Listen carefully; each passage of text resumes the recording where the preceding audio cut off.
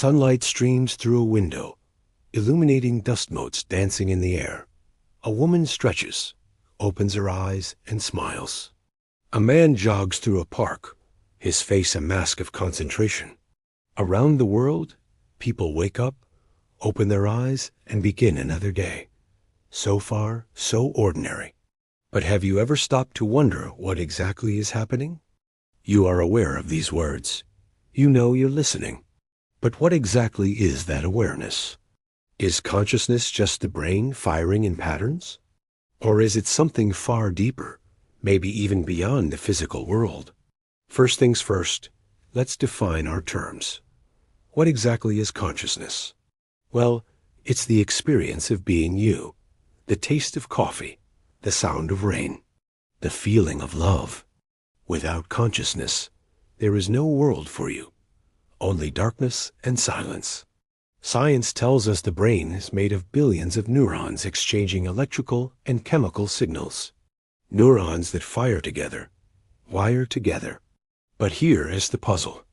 How does this gray matter deep inside your skull produce the vivid movie playing inside your mind?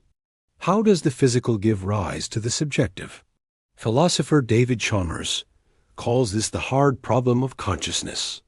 Why and how does physical matter produce subjective experience? We can map brain activity when you see red or feel pain, but that doesn't explain why it feels like something to see red or why pain hurts. There are many competing theories.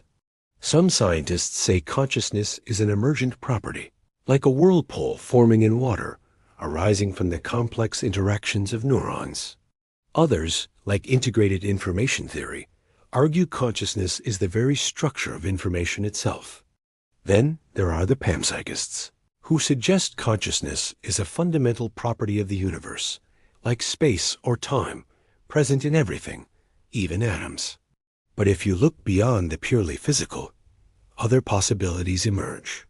In Hindu philosophy, consciousness or Atman is the true self, eternal and universal. In Buddhism, consciousness is ever-changing, a stream of moments with no fixed self. These ideas see the mind not as producing consciousness, but as filtering it, like a radio receiving signals. In fact, some scientists and philosophers explore whether consciousness might survive after death, citing near-death experiences and cases of awareness during flatline brain activity. While highly controversial, such accounts challenge the purely materialist view. So where does that leave us? Do we have any answers? Well, not yet. But that hasn't stopped some of the greatest minds from tackling the question. Sir Roger Penrose, for example, thinks consciousness requires two things, the human brain and the structure of space-time itself. He suggests that the human conscious mind arises from the collapse of the wave function, a key process in quantum mechanics. It's an unorthodox idea, but it makes clear just how seriously many are taking the nature of consciousness. And it's not just armchair philosophy. Understanding consciousness has huge implications for ethics, artificial intelligence, and the future of humanity. If machines one day become conscious, will they have rights? If our minds can be uploaded, will you still be you?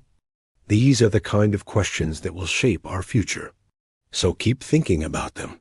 Keep asking questions and keep exploring the world around you. Because perhaps the more we understand the physical world, the deeper we uncover the mysteries of the mind. Perhaps consciousness is the universe's way of knowing itself. And maybe the real mystery isn't whether science will one day explain it, but whether we can ever experience what it's like to be anything other than ourselves. Do you have a favorite theory about consciousness? Let us know in the comments below. And thank you for watching.